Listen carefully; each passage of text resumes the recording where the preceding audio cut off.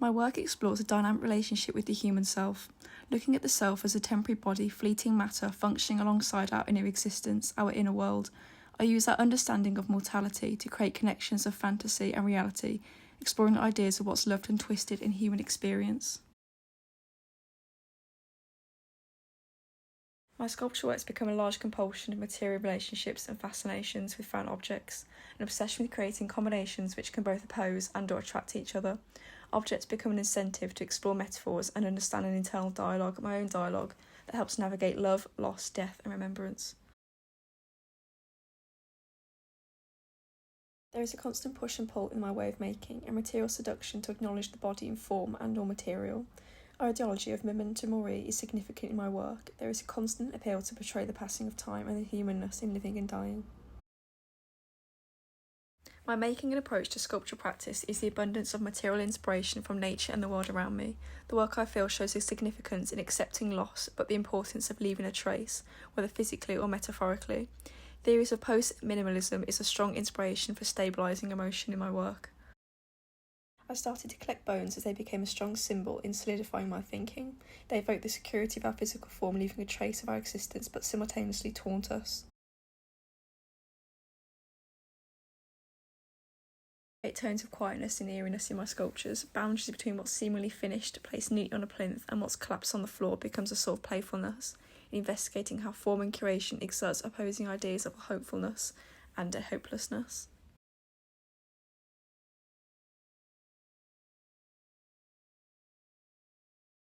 Abstraction and what we consider to be the abject become a dual component in creating a collision of anonymity and identifiability in my sculptures.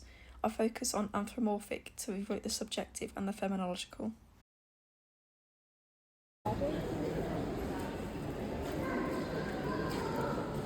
My way of making has been strongly influenced by the work of Nicolas Lamasse. He evokes the body as a manufactured form, uses material both natural and artificial to suggest the natural order. He implies a societal neglect which has informed his sculptures, which seem excavational and as if found artefacts.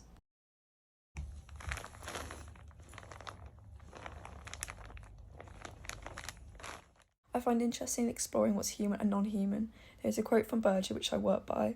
The quote states that the body goes from the objective world into the structures of subjective consciousness.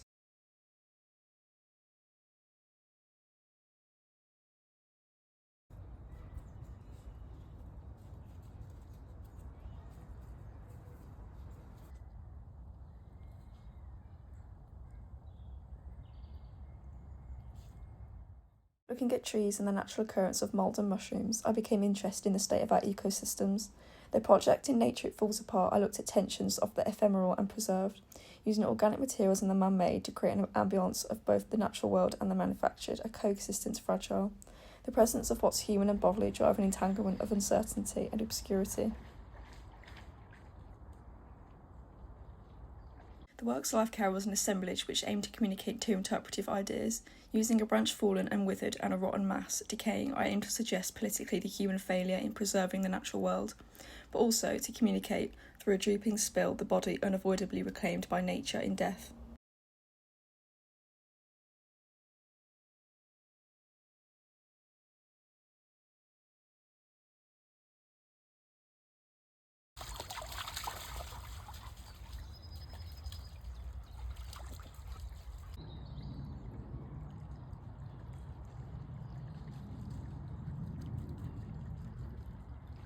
My work doesn't just become a collection of morbidity. Ideas of the domestic, spirituality, morality and contemplation all intertwine with what we consider to be the human experience.